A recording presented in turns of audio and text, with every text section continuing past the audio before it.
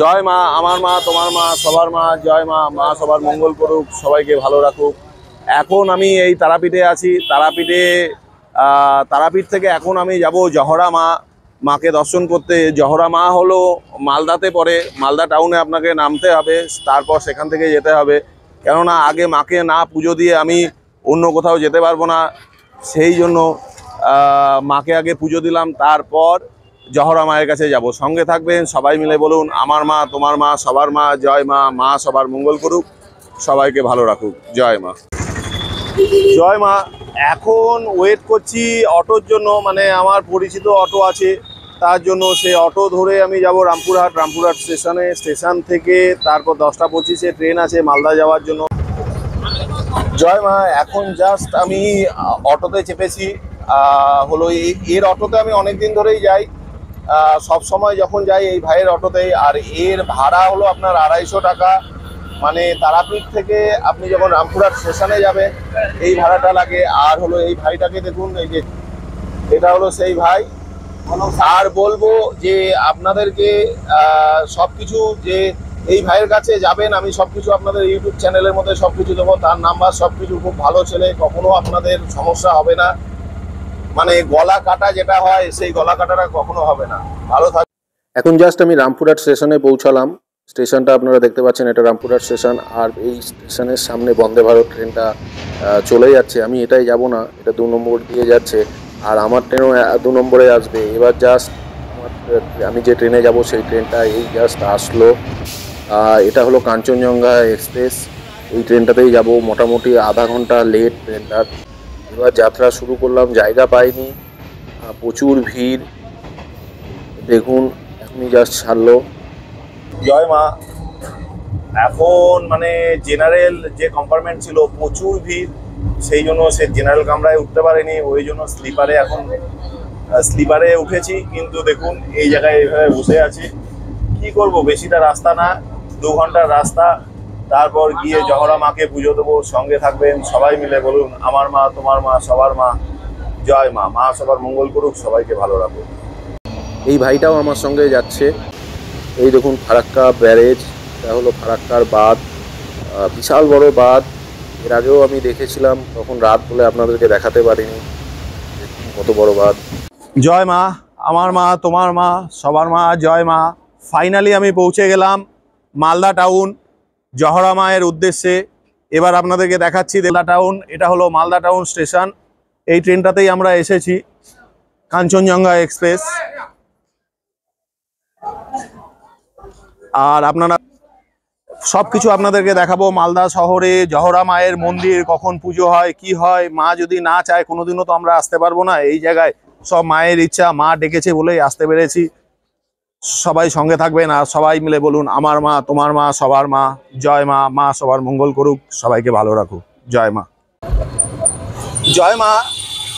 এখন আমি যাচ্ছি মা জহরা মাকে পুজো দেওয়ার জন্য মালদাতে, যেটা হলো 300 বছর পুরনো। আপনাদেরকে আগেও লাস্ট যে শর্ট বানিয়েছিলাম, এটা আপনারা দেখেছেন কিনা আমি জানি না, কিন্তু তাতে বলেছিলাম 300 বছর পুরনো।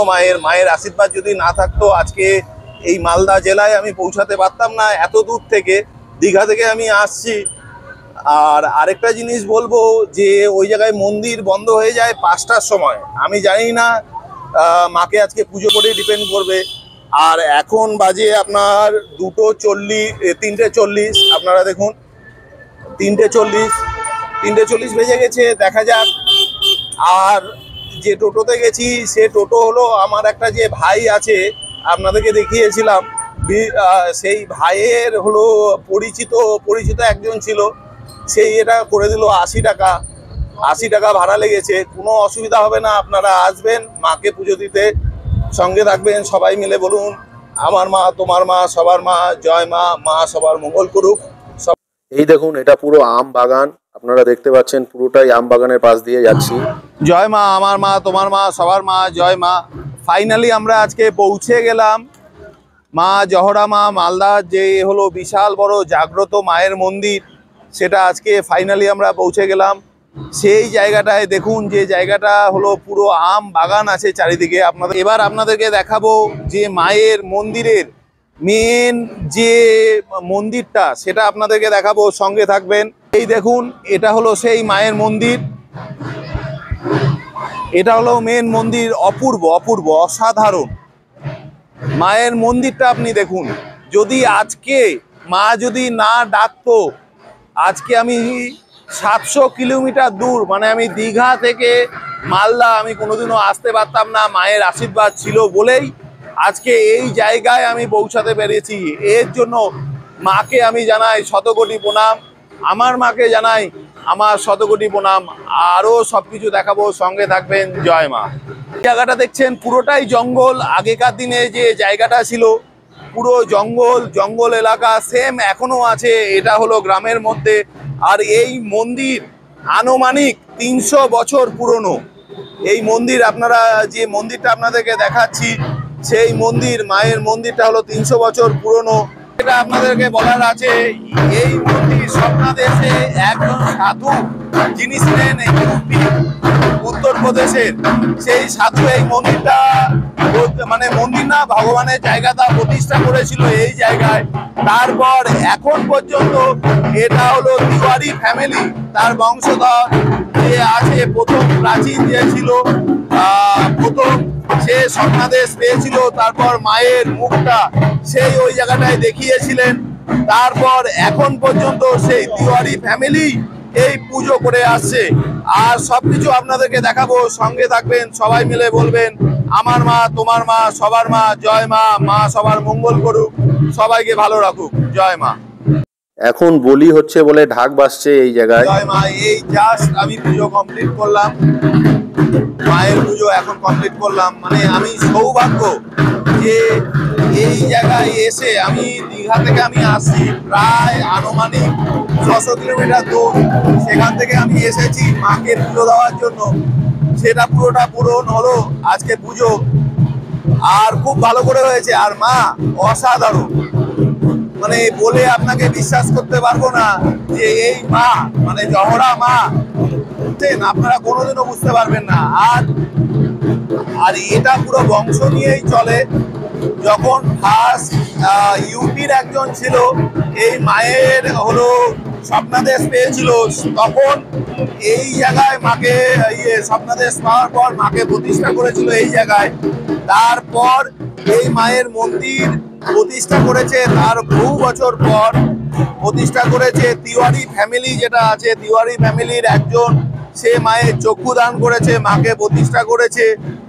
এখনো সেটাই চলছে। বংশধর তিওয়ারি বা তিওয়ারি ফ্যামিলির যে বংশধর, তারাই এই পুজোটা করে আসছে।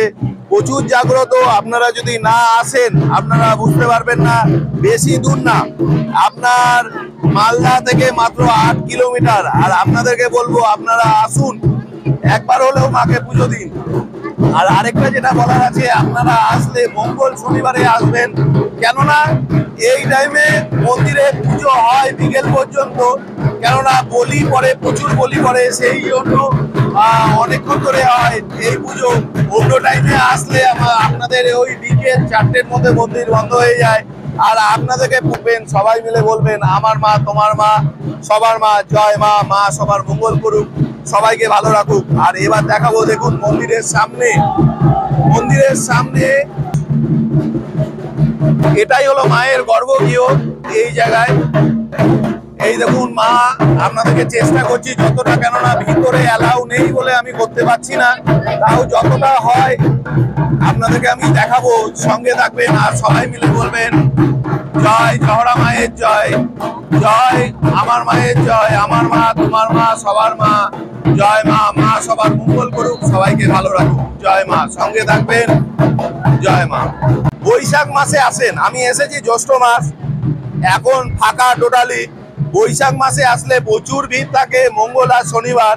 কেননা এটা হলো জহরা মায়ের মেন টাইম, মেন সময় যেটাকে বলা হয়, সেই সময়টা হলো বৈশাখ মাস, মঙ্গলবার আর শনিবার। আর এই জায়গায় প্রচুর বড় মেলা হয়, এই চারিদিকে প্রচুর বড় মেলা হয়। আর মেলার জায়গাগুলো আপনাদেরকে দেখাবো। এই দেখুন জায়গা, এই জায়গাটা পুরো এরিয়া নিয়ে মেলা হয়, পুরো এরিয়া নিয়ে। আর টাউন থেকে আপনার এই জায়গাটা, মানে মালদা টাউন সবাই বলে, কিন্তু আমি বলবো এখন সেটা মালদা টাউন না, কেননা এটা হলো এখন মালদা শহর, কেননা খুব ডেভেলপ হয়েছে। আমি দেখলাম এবার এসে, কেননা আমার যখন বয়স ছিল 6 বছর তখন আমি মালদা শহরে এসেছিলাম। আর এবার মায়ের আশীর্বাদ, জহরা মায়ের আশীর্বাদে এবার আমি আসতে পারলাম। কেননা মা যদি না ডাকতো এই জায়গায় আমি কোনোদিনও আসতে পারতাম না। মায়ের ইচ্ছা যদি না থাকতো, মা যদি না চাইতো।